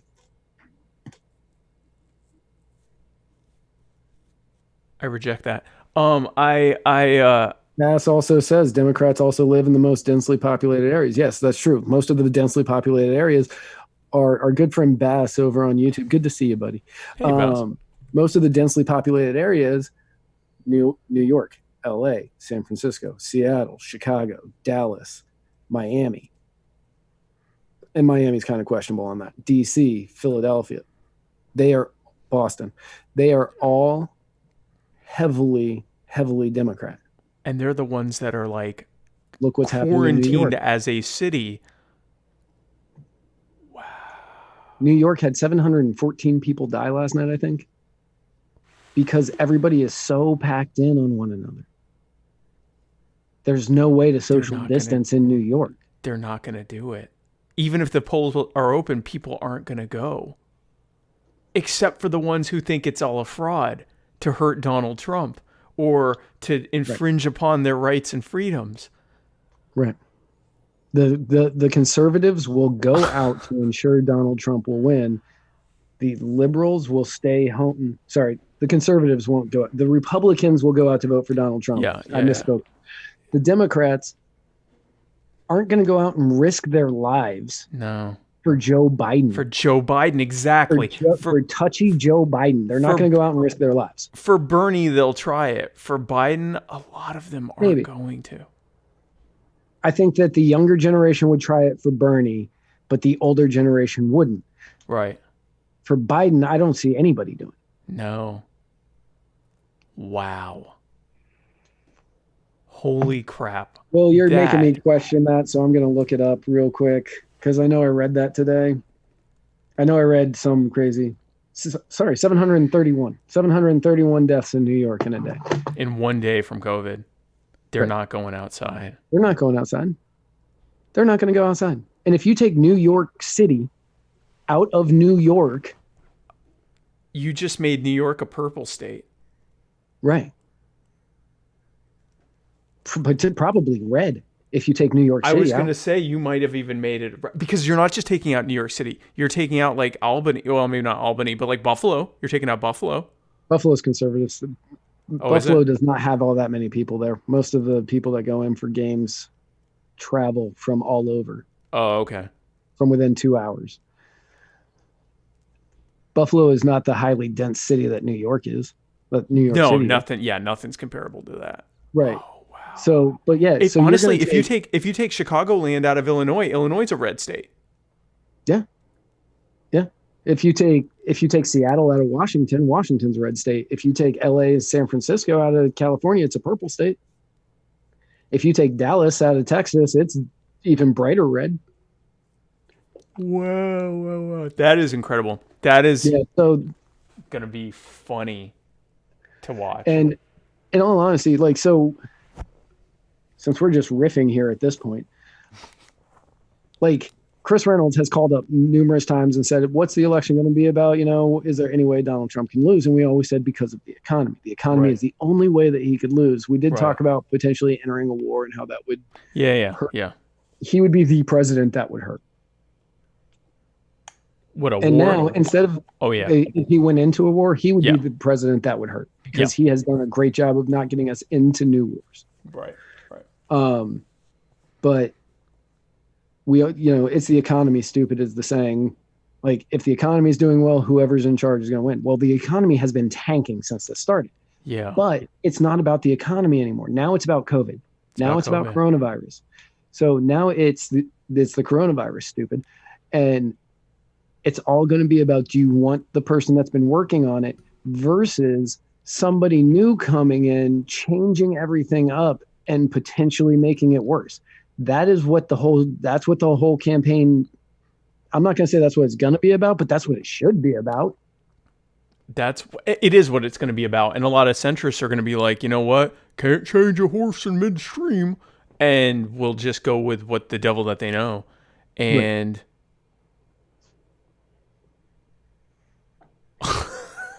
I'm just picturing, Trump winning Illinois because Chicago stayed home. Because Chicago couldn't go out. Take a look at Virginia. I know Virginia decently well since I grew up there, right? The areas that make it a purple to blue state are all the areas right outside of DC. You're Alexandria, Arlington, Fairfax. They are also the highly densely populated areas. Yeah. You take those areas out, Virginia goes back to being red. Like deep massively. Red. Yeah. Even if you have it doesn't have to be like every single New Yorker stays home. If you even have a decided drop I guess with New York State, you would need most of New York City to stay home just because of how big they are. But in most states that have heavily populated cities like Illinois, Georgia, Virginia, where, what even makes them competitive or purple or blue is they're gigantic cities.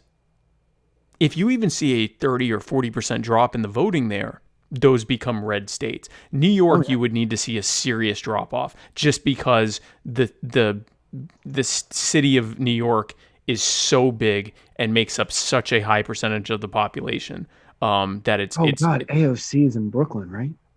Yeah. By the way, if Brooklyn went red, that would be funny.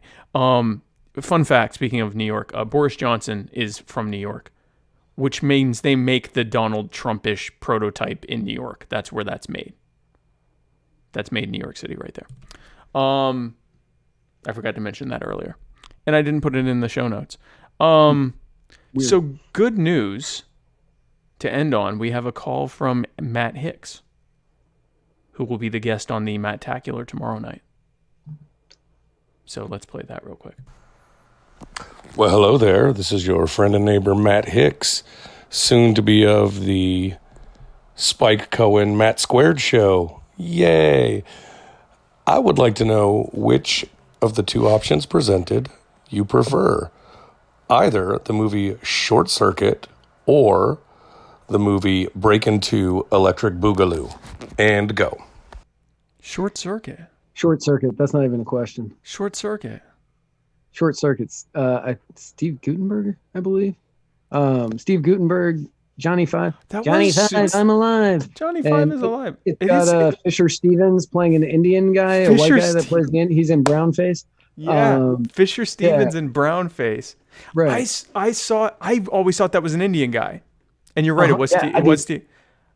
I learned from Aziz Ansari that was not an Indian guy.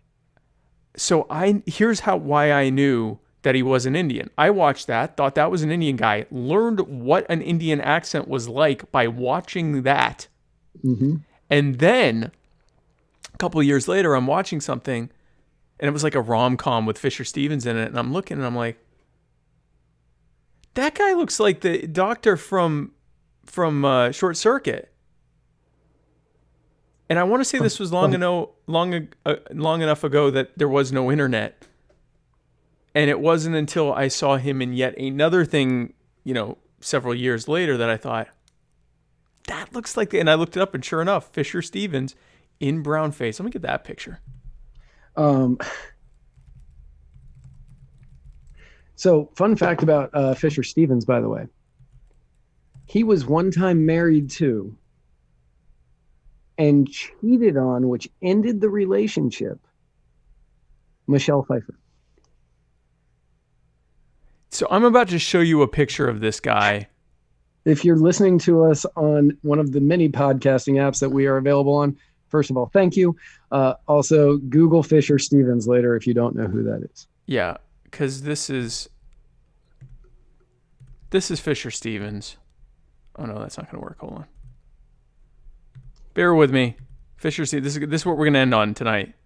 Why the hell not? This is Fisher Stevens. Right here. See, this is. Oh no, not that. I put fish. That's Donald Trump. You cannot pull the wool over my eyes. Hold on. That is Donald Trump and what looks to be a goldfish or a koi fish. I put fish for Fisher, and that's what came up. Hold on. Fisher. Yeah, I did put that. Well, what the hell just happened? There we go. Okay, this is Fisher Stevens. This is what he actually looks like, and this is who he played. Yep. And his accent was, fairly good. I thought he was Indian. I hadn't seen a lot of Indians on TV before. That guy cheated on Michelle Pfeiffer. And we're I don't know what Michelle Pfeiffer at the looks peak like. of, I actually do know in her what Michelle prime. Pfeiffer looks like today. And she's still attractive, but we're talking like Catwoman Michelle Pfeiffer. Yeah. Like at her peak, this guy cheated on Michelle Pfeiffer. Right. This guy. So we're going to end on that. How's the campaign? Vermin Spike update. We are on, I don't even know where to start. We are on shows every single night. Either my shows, if I'm not on Muddied Waters of Freedom, or My Fellow Americans, which will be tomorrow night with the Matt Tacular, with Matt Hicks and Matt Wright. I am on some podcast or Zoom call or convention every single, at pretty much every single day. I was at the Libertarian Party of North Carolina convention this past Saturday morning, and that went very well. I'm just at stuff all the time. That's what I do now. I thought things would be less busy because we're all at home. No, I'm just more busy, but here at home. So I don't have to go anywhere, but I'm doing more things. And so I'm going to be on Hody John's show, We Are Libertarians, on Thursday. On Friday, I'm going to be on something, and I don't remember what. On Saturday, I am hosting an AMA with Vermin Supreme for the Libertarian. Friday? What's that? What time are you on Friday? I don't remember now.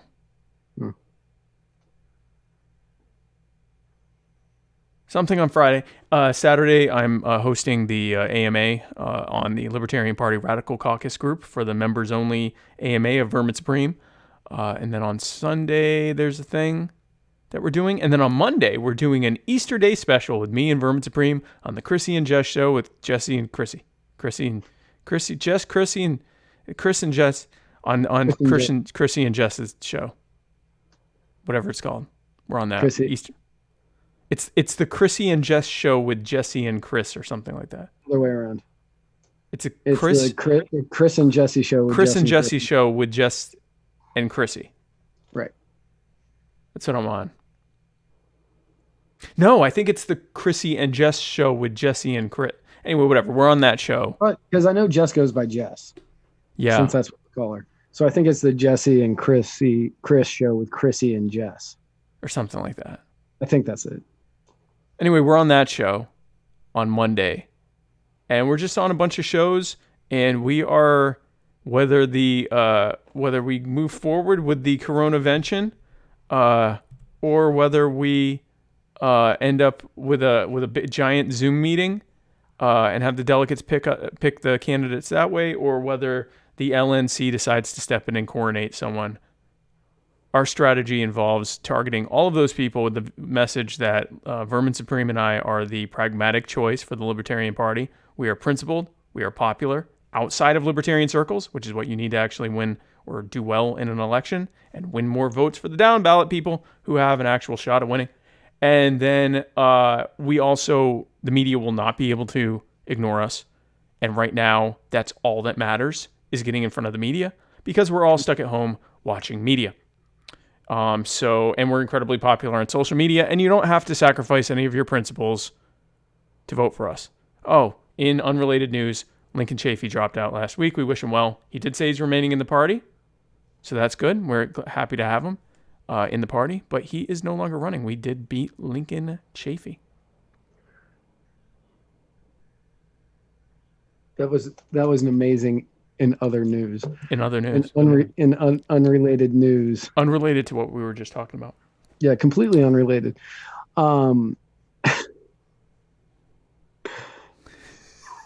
So tune in tomorrow. Well, go ahead. Yeah, no, actually that's... As of day 2, so the Libertarian Party started a contest.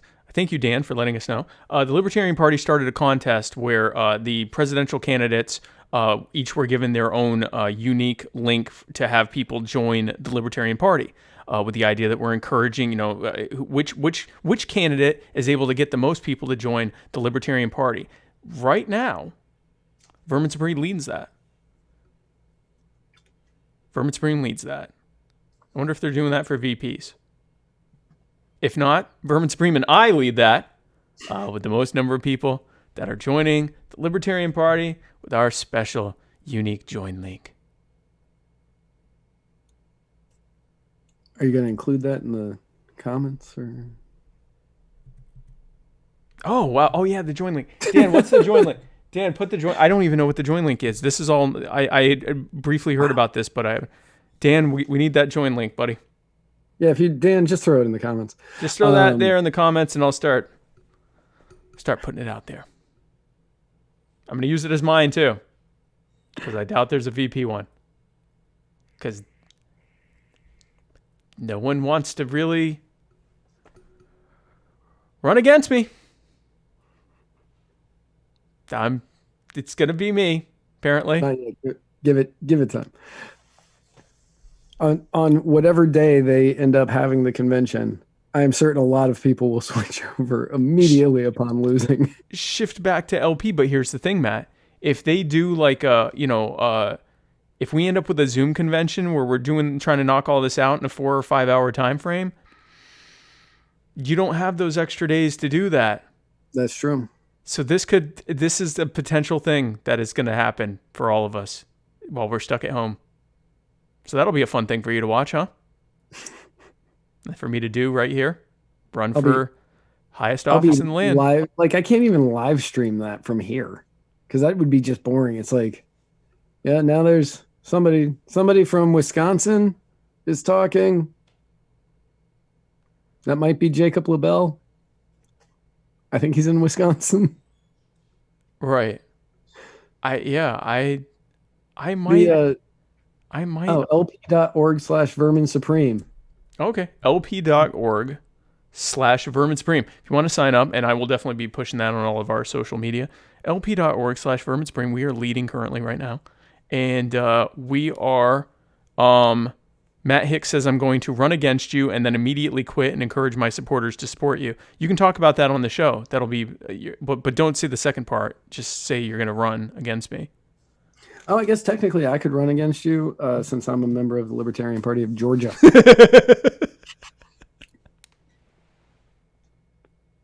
As a long-standing member of the Libertarian Party of Georgia, I just like to say how much I love this party, Georgia. Good people in this party. Having been hoodwinked and bamboozled into joining the Libertarian Party of Georgia, I think I have many things that you would like to hear. That is funny. So you've already said how to reach us on social media. Do you want to tell them again? Sure. You can reach us on Facebook at facebook.com/MuddiedWatersMedia. You can reach us on the Twitter at Muddied_Waters. You can reach us on the Instagram at Muddied Waters Media. You can find us on YouTube at youtube.com/Muddied Waters Media. You can find us on Flote at FLOTE, flote.app/Muddied Waters Media. You can find us at Anchor for all of our glorious, sweet, buttery, golden throated voices at anchor.fm/Muddied Waters. And then you can watch all of these episodes. Yeah, you can find this and every other episode at muddiedwatersmedia.com. The face you made was just so funny. Of our sweet, buttery, golden-throated voices. Yeah. Throats of gold. Throats of gold. Well, folks, enjoy the rest of your night. Enjoy listening to our throats of gold. And we will see you tomorrow at the Matt-tacular.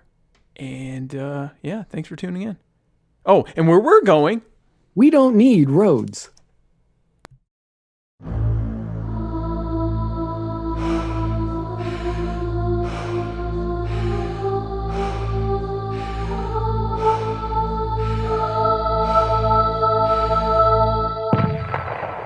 Did you miss me? Yeah. What? MC Vagina's right back in this bitch. 2009 is the year that I recorded this song. Still not loving police. Still got love for the vaginal crease. Player haters beware, because guns don't kill people. I kill people with gun. Pow. Guns don't kill people. I kill people with gun. Pow. Hey punk ass gangsters, what you looking at? You think you can front with me? You better watch your back, because I have a lot of guns and I can shoot them good. I'm a menace from society, a boy on the hood. I'm invincible, like Bruce Willis in the movie Invincible. I'm invisible, well, I'm not really invisible. I'm bad, like the movie Attack of the Clones. I'm dangerous, like a fire in a nursing home. Old people burning, put your hands up. Old people burning, that's kinda messed up. What, you got a problem with this? Maybe I should kick you in the face with my fist, because on top of guns I know karate and ninja stuff. So if you come at me, I'll trip you, then I'll suck your nuts. I mean I'll punch your nuts. Sucking them would be gay, and I'm totally not gay. I'm all about VAGINA. What? Guns don't kill people. I kill people with gun. Pow. Guns don't kill people. I kill people with gun. Pow. If a guy messes with me, I shoot him with my load. All over his chest and face and down his throat. Cause I don't give a fuck. I'm crazy, like Mel Gibson. No, wait, that just makes me sound racist. Listen, I buy a lot of expensive things because I have a lot of money. You can't afford expensive things because you don't have a lot of money. Ha ha, you want these things but you cannot afford them. That means that you're not cool because you're just a poor person. Stupid poor people, stupid poor people. I have more money than you. Stupid poor people, stupid poor people. You can't even afford food. When I show women my money, they want to have sex with me. And they always have orgasms because my penis is so big. 25 inches long and 12 inches thick. I'm the Anthony Hopkins of cock, the Albert Einstein of dick. I'm the Beatles of cum shots, the Mozart of huge balls, the Anne Frank of erections. No, that's inappropriate. Everybody knows that my rhymes are really tight, like an extra large condom on my penis, that's right. My lyrics are like the movie The Shawshank Redemption. They're really good. Guns don't kill people. I kill people with guns. Pow. Guns don't kill people. I kill people with guns. Pow. I've killed so many people that I don't even remember how many people I've killed. But it's probably around 7,000. 2005 plus 4 pennies representing the north side. C to the Anada, bitch. Oh yeah, women are actually good for 4 things: cooking, cleaning, vaginas, and their